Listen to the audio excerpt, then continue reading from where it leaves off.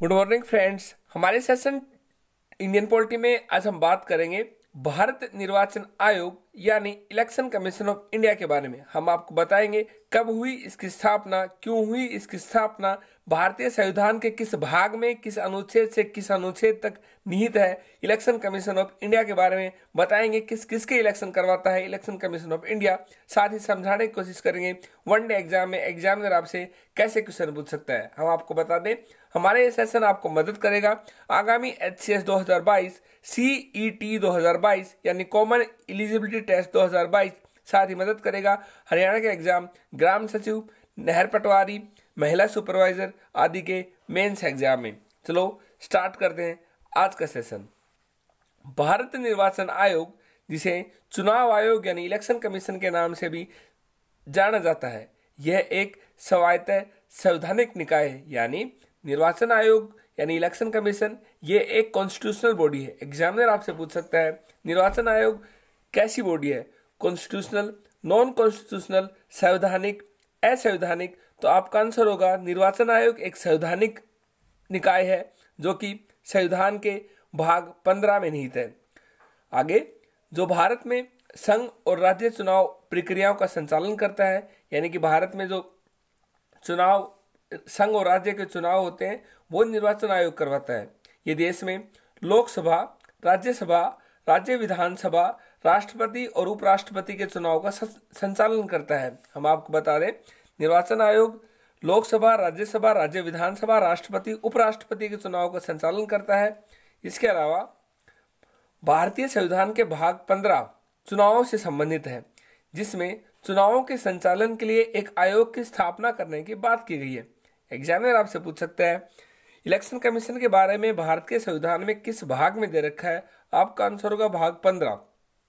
इसके अलावा चुनाव आयोग की स्थापना 25 जनवरी 1950 को संविधान के अनुसार की गई थी। संविधान के अनुच्छेद 324 से 329 तक चुनाव आयोग और सदस्यों की शक्ति, कार्य, कार्यकाल, पात्रता आदि से संबंधित है। बात करें एग्जामिनर की, एग्जामिनर पूछ सकता है अनुच्छेद 324 का किससे संबंध है, आपका आंसर होगा इलेक्शन कमीशन से। इलेक्शन कमीशन की स्थापना कब हुई, 25 जनवरी 1950 को। इलेक्शन कमीशन के बारे में भारत के संविधान के किस भाग में निहित है, भाग 15 में। इसके अलावा निर्वाचन आयोग में मूलतः केवल एक चुनाव आयुक्त का प्रावधान था। यानी जब 25 जनवरी 1950 को जब निर्वाचन आयोग की स्थापना हुई तो इसमें सिर्फ एक चुनाव आयुक्त का ही प्रावधान था। लेकिन राष्ट्रपति की अधिसूचना के जरिए 16 अक्टूबर 1989 को इसे 3 सदस्यीय बना दिया गया।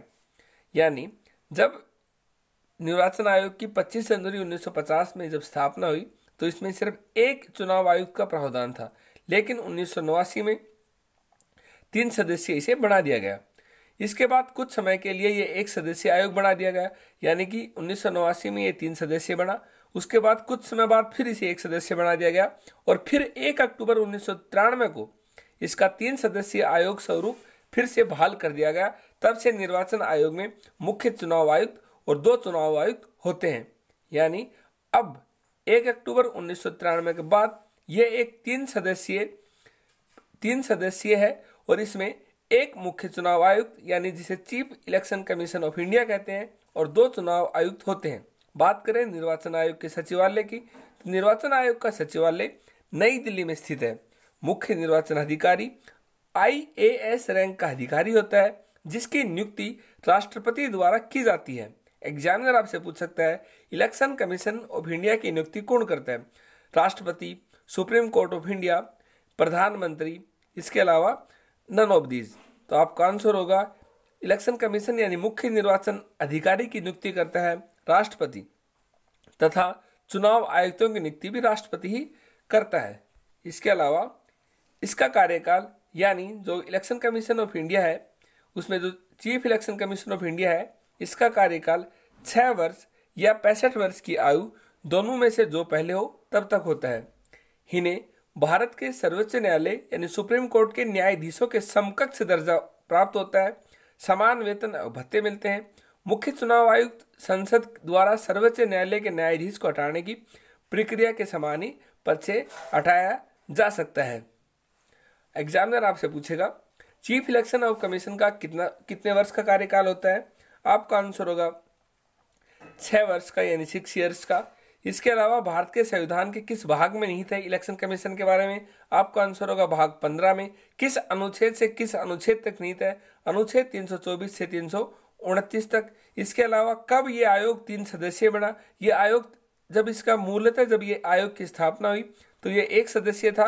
1989 में ये 3 सदस्यीय बना, लेकिन कुछ समय बाद फिर ये 1 सदस्यीय बना और 1 अक्टूबर 1993 में ये फिर से 3 सदस्यीय आयोग बना और तब से अब तक 3 सदस्यीय आयोग है, जिसमें एक मुख्य चुनाव आयुक्त है और बाकी 2 चुनाव आयुक्त होते हैं।